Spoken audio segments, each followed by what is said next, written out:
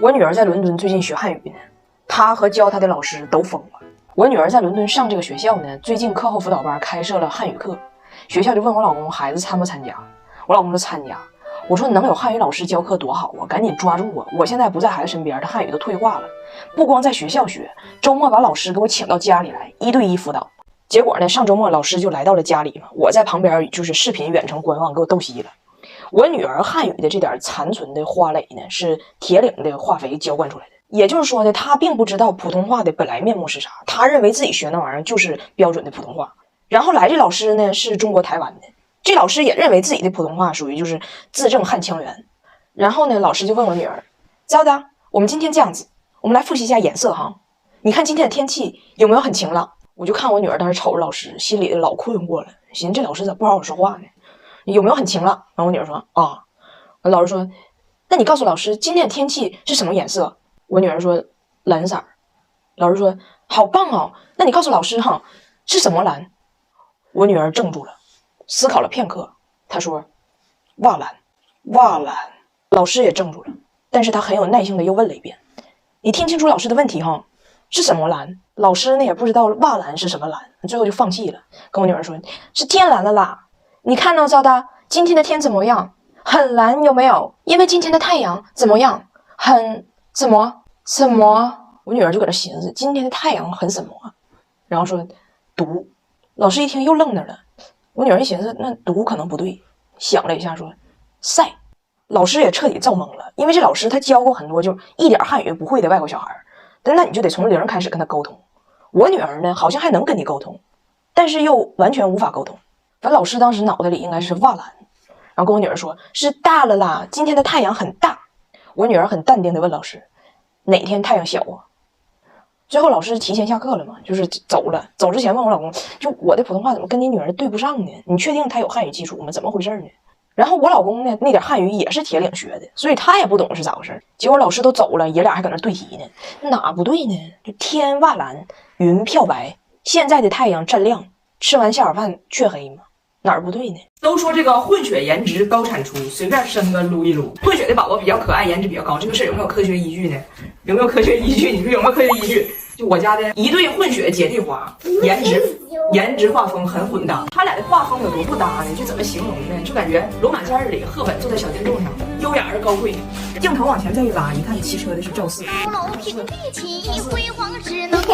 看起来他俩关系挺好，但实际上我家姐姐非常嫌弃弟弟，是不是嫌弃你啊？但是他俩最大的区别还不是长相，是体格。姐姐像活驴一样特别强悍，弟弟像黛玉一样特别娇弱。姐姐一年四季不管啥时候打开冰箱拿出来冰水咕嘟咕嘟就有灌，弟弟离冰箱2米我妈就给抱走，说有凉风。别说喝冰水了，就吃啥喝啥都得恒温，都得是先做热的，然后我妈拿小风扇再给吹。姐姐胆子贼大，活泼好动，弟弟胆子贼小，还有点老气横秋。姐姐啊，大冬天短裤冰水冰滑轮，4年没进医院的门。弟弟1年4季棉裤腰，今天咳嗽明天烧。然后大伙媳妇就看不下去了，说看不了拿铁这么娇惯，从此拿铁要交给他带。所以我家可怜的小拿铁现在每天就过着这种多喘的日子。咦哦。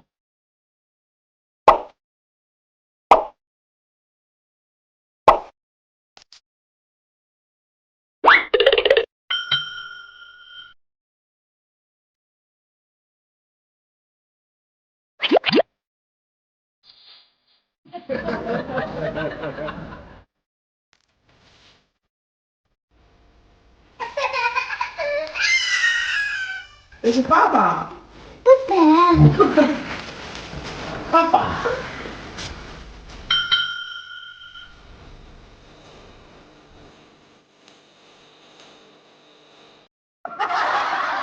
拿铁也是没想到，都说人这辈子有几道坎儿，84有灾，73有难，最大的坎儿竟在1岁半。1岁半，那我妈看着肯定想打他呀。咱们的妈妈们啊，就当他们无法用科学去解释一个现象的时候，她往往会给出2个简单粗暴的结论：一，你现在我让你嘚瑟，到老了全落病。我老公就很费解，烙什么饼不能现在烙？春饼啊，春饼啊。我妈说将来你老了就烙了，烙了你就知道了。我老公说你这不是烙饼，你这属于画饼。你说就烙个饼，你还不说啥时候烙，你还不说烙啥饼，就给一个泡影，看老了就知道了，净整那个向天再借500年的事。咱妈妈的第2个说法就是，咱们体质不一样，基因不一样。我们不能像你那么虎。我老公说咱俩不一样，他俩怎么能不一样呢？这俩孩子，一个母亲，一个父 ，exactly 重合的基因库，同祖而来又同宗，同一个太姥卷大葱，他俩的先天体质和基因是一模一样的。今天的不同，完全就是生活习惯和带的方式不一样。但是我也希望拿铁能就是被他爸带的稍微强壮一点。我认为孩子就是除了情感上适度粗糙没毛病，就是有点可怜拿铁了。在俺家，父子关系咋修复？天凉不让穿衬裤，文化碰撞哪家强？谁命不硬谁投降？妈只能在营养上先给你打好基础。这款诺优能孕慧奶粉，大品牌喝着放心，主打好吸收。因为喝奶这个事儿跟读书一样，书里有多少营养重要，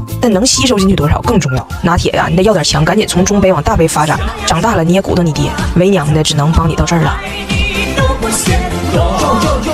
哎，这2天我陪着我婆婆小姑子出来玩，我就在思考一个问题，就是这几个外国人他们怎么这么开心，怎么能这么开心，就是一不小心就开心。我觉得我婆婆能活到130岁，首先他们是真热情。温迪上次见着我爸，我让他叫张哥，他记错了叫成了哥哥。时隔半年多又见着我爸，开口就是哥哥，你好哥哥，紧接着一个大拥抱。我爸还没反应过来呢，2个女儿进来，观察了一下他妈，一致认为我爸的名字就是哥哥，都跟着叫你好哥哥，你好哥哥。这我爸也整懵了，你究竟有几个好妹妹？几个好妹妹 ？Nice to meet you。看着姥爷说英语，张拿铁不乐意了，他认为我爸叛变了。我怎么告诉你？他不光光我也不是光。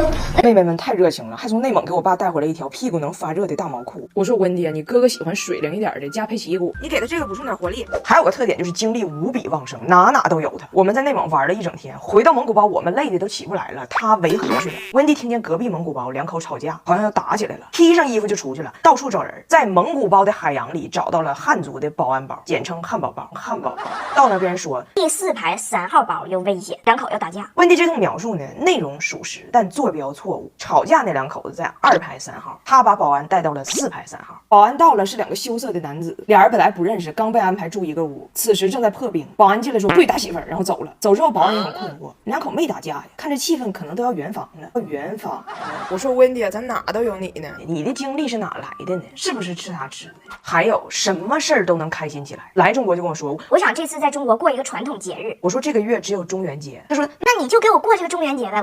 我迫不及待了。我说温迪，这个节不着急，将来都得过。他说我着急，这节后边最快的是中秋节，那中秋节不得等我走了才过吗？我说其实吧，中元节也是，中元节也是。然后在蒙古包里边，因为当天活动吃9头包嘛，这几个人为了占便宜，连干马奶酒喝多了，当场就说今天晚上也有月亮，也很圆，咱就当今天是中秋节，把它过了。说时迟那时快呀，60岁的妈还有2女儿在篝火前那叫一个狂欢，加拿大跳水队都没有他们齐，那个活力值啊，就我们年轻人都惊呆了。他就让我们感觉，哎，今天就是中秋，有啥不能试的？中秋3件套，见哥哥跳热舞，挖个金月补一补。你看挖一勺像小月亮不？一天一颗，吃完了要活力满满。金秋挖金月，活力聚团圆。可怜张拿铁的这2天给忙得坏了。昨天骑马，他奶奶姑姑们上马就一顿给这些蒙古马起英文名，从 Mary 到 Sunny 到 Ivory。张拿铁刚开始就捂着耳朵不听，妈，我懂你。后来直接在马背上睡着了，睡着了。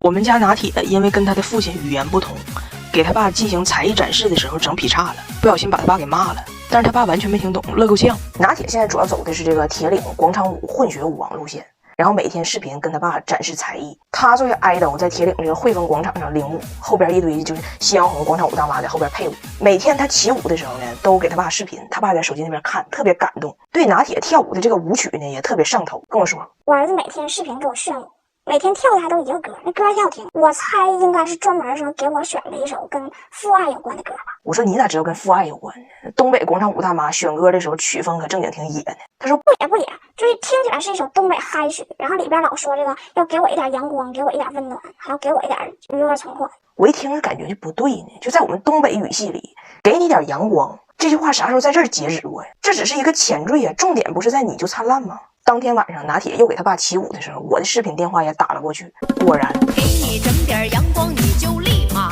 灿烂，给你整点温暖你敢兴风作乱，啥也不是，啥也不是。我说他爹啊，这你儿子骂你，你一点没听明白。我老公说他说我啥呀？我说你啥也不是，啥也不是，啥也不是是什么？就是啥也不是。你还别吱声呢，他还告诉你了，做人莫张狂，言多必有失。说